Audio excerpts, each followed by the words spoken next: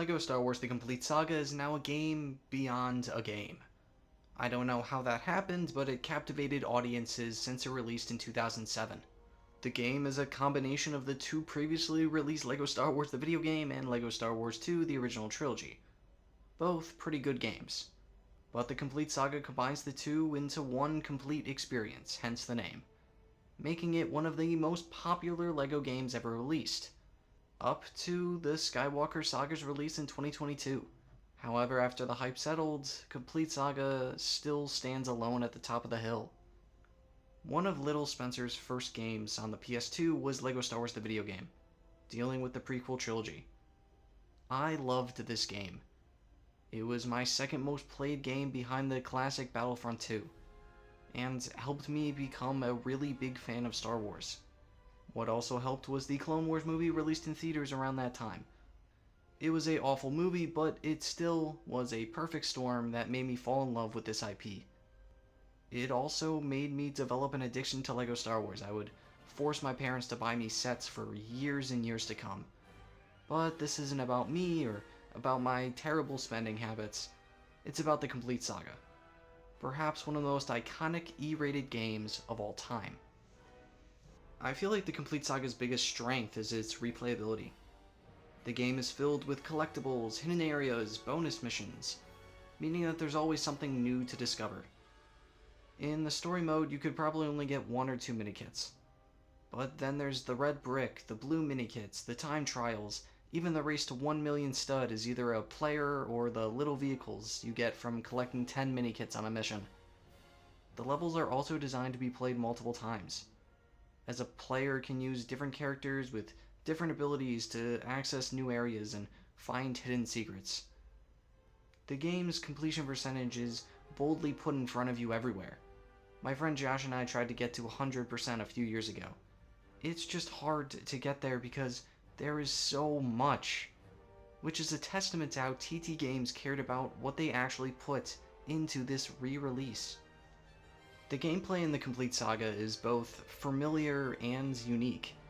It takes elements from both the original 2 games and adds new features and improvements, mainly taking center stage around the vehicle missions, because thank God they removed the original gunship cavalry. What a mess that was on the original title. You can even go and compare the two. It gives you the option to play the original. Do not play the original. Do not play the original Anakin's pod race. It is a nightmare. Unlike the Skywalker Saga, where everyone is given a class, each character is given something that fits exactly what they do. Bounty hunters throw grenades, Jedi and Sith can use the Force and double jump. Blaster wielders can grapple, and shorter characters can use vents. You know, these concepts are not groundbreaking, they're not breaking any type of bank.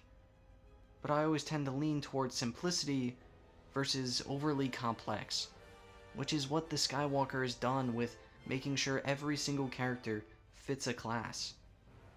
A staple of the LEGO video game franchise and TT Games is humor. But there's something so funny about the mumble. In these original games like LEGO Batman and Indiana Jones, there was no dialogue. I assume just 1 or 2 people in a recording booth mumble speaking for everyone's death sounds were audio clips from the movies. And that makes sense. Because LEGO should not talk. Because they're just plastic. That's one of the weirder things with a game like the Skywalker Saga. Because TT Games continues to add voiced characters. I feel like that removes the charm of the old titles.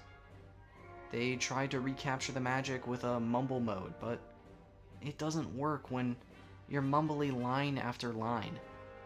There's something so simple about making a 10-minute scene 30 seconds, with just a guy going, Another leg up the Complete Saga has is that it's one of the best experiences with a friend. I already talked about my friend Josh, but the game features a local and, more importantly, online co-op, allowing you and your buddy to play through the levels together. The screen will not cooperate when you have different ideas. it is going to force one of you to go left when both of you go left and right. Deal with it. The game is built with 2 players in mind. It has an auto join into the level because player 2 will always be connected, just controlled by an AI. Sometimes this is a harm, like in the original game where you would be stuck as R2 or R4.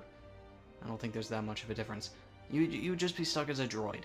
Nobody likes being stuck as a droid. You always wanted to be Obi-Wan or Anakin. Too bad.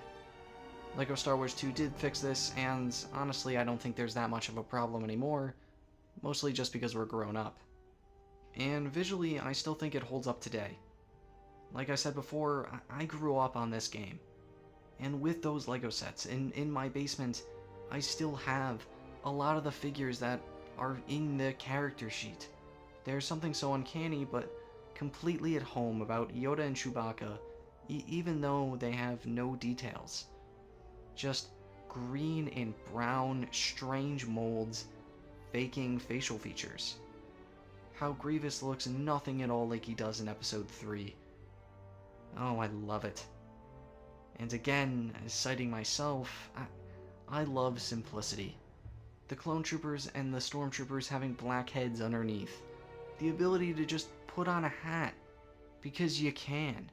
To unlock Indiana Jones, because you just can. Even after all of these years, LEGO Star Wars The Complete Saga remains a timeless classic for me, that will continue to enthrall me for how much I go back on every few months to just mess around. With the 360 server shut down, and that entire thing being a weird gray area because you can still play some games, I don't even know if it's possible to get on with my buddies and to play online again. Regardless, it seems to stick around my Xbox, right alongside my older games like Modern Warfare 2, Black Ops 2, Minecraft, and surprisingly Fallout Shelter.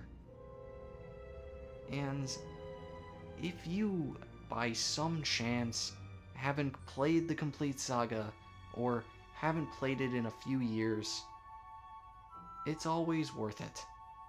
I'd give it another go, and relive some of those good old childhood memories. Go push Emperor Palpatine out of the map.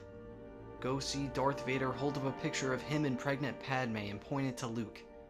See Darth Maul kill Qui-Gon Jinn and have his eyes turn to X's. Go onto the Death Star and see a bunch of beach troopers sitting in a hot tub.